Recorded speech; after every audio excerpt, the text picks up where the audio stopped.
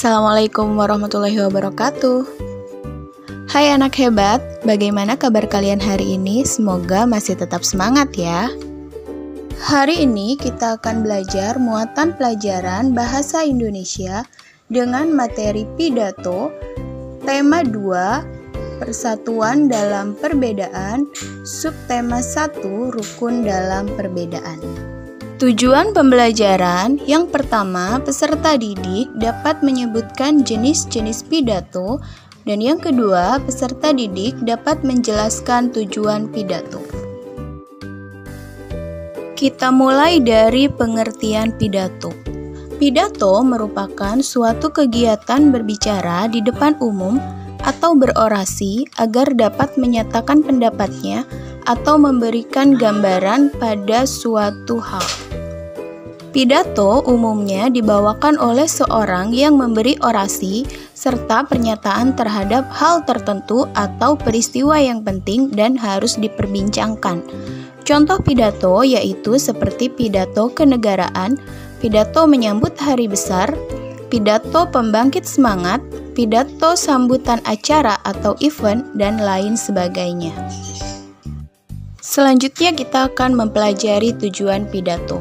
Tujuan pidato yang pertama, pidato digunakan untuk memberikan suatu pemahaman maupun informasi terhadap orang lain atau bersifat informatif. Yang kedua, pidato digunakan untuk meyakinkan pendengar atau dinamakan dengan argumentatif. Ketiga, pidato digunakan untuk membuat orang lain merasa senang dengan pidato yang bersifat menghibur atau yang dinamakan dengan rekreatif. Dan yang keempat, pidato digunakan untuk memberikan pengaruh pada orang lain agar bersedia untuk mengikuti kemauan yang diinginkan oleh orator secara sukarela atau dinamakan dengan persuasif. Ada berapa sih jenis-jenis pidato? Mari kita pelajari.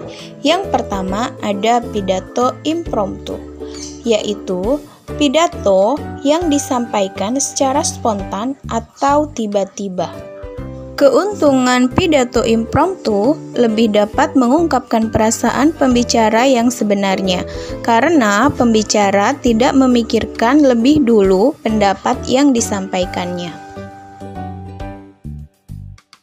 Sementara kerugiannya, karena tiada persiapan, kemungkinan gagasan yang disampaikan bisa acak-acakan dan tidak tertata dengan baik. Jenis pidato yang kedua adalah pidato manuskrip, yaitu pidato yang disampaikan dengan cara membaca naskah dari awal sampai akhir. Keuntungan dari pidato manuskrip, kata-kata dapat dipilih sebaik-baiknya sehingga dapat menyampaikan arti yang tepat dan dapat menghindari kesalahan. Sedangkan kerugiannya, pembicara tidak dapat melihat pendengar dengan baik karena ia lebih berkonsentrasi pada teks pidato sehingga akan kehilangan gerak dan bersifat kaku. Yang ketiga, jenis pidato memoriter, yaitu pidato yang ditulis dalam bentuk naskah kemudian dihafalkan kata demi kata. Keuntungan dari pidato jenis ini, kata-kata dapat dipilih sebaik-baiknya karena memiliki persiapan yang baik dan jika hafal, pidato akan berjalan dengan lancar. Sedangkan kerugiannya, pidato akan datar dan monoton, sehingga tidak akan mampu menarik perhatian hadirin. Dan yang keempat adalah jenis pidato ekstemporan. Nah, dalam jenis pidato ekstemporan, penyampaian pidato dengan menyiapkan garis-garis besar atau outline dan pokok-pokok bahasan penunjang atau supporting point saja. Keuntungan dari pidato ekstemporan, pesan dapat fleksibel untuk diubah sesuai dengan kebutuhan dan penyajiannya lebih spontan. Sedangkan kerugiannya, dalam jenis pidato ekstemporan memerlukan latihan yang intensif bagi pembicaranya dan kefasihan bisa terhambat karena kesukaran memilih kata-kata. Jenis pidato ini merupakan jenis pidato yang paling sering digunakan oleh juru pidato yang berpengalaman dan mahir, karena dalam penyampaiannya hanya perlu menyiapkan garis-garis besar dan pokok-pokok bahasan penunjang saja. Nah, anak-anak hebat, itu udah tadi penjelasan mengenai tujuan pidato serta jenis-jenis pidato. Semoga video tadi bermanfaat dan dapat membantu kalian ya. Sebagai evaluasi, silahkan kalian jawab pertanyaan berikut. 1. Apa yang dimaksud dengan pidato? 2. Jelaskan tujuan pidato. 3. Sebutkan jenis-jenis pidato.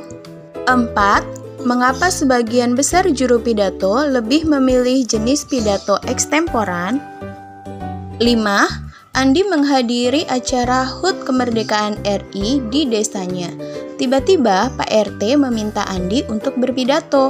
Menurutmu, jenis pidato apa yang harus dipersiapkan Andi dan jelaskan pendapatmu? Kerjakan dengan teliti dan penuh tanggung jawab ya. Terima kasih telah menyaksikan video ini. Tetap semangat, tetap jaga kesehatan, dan tetap belajar. Wassalamualaikum warahmatullahi wabarakatuh.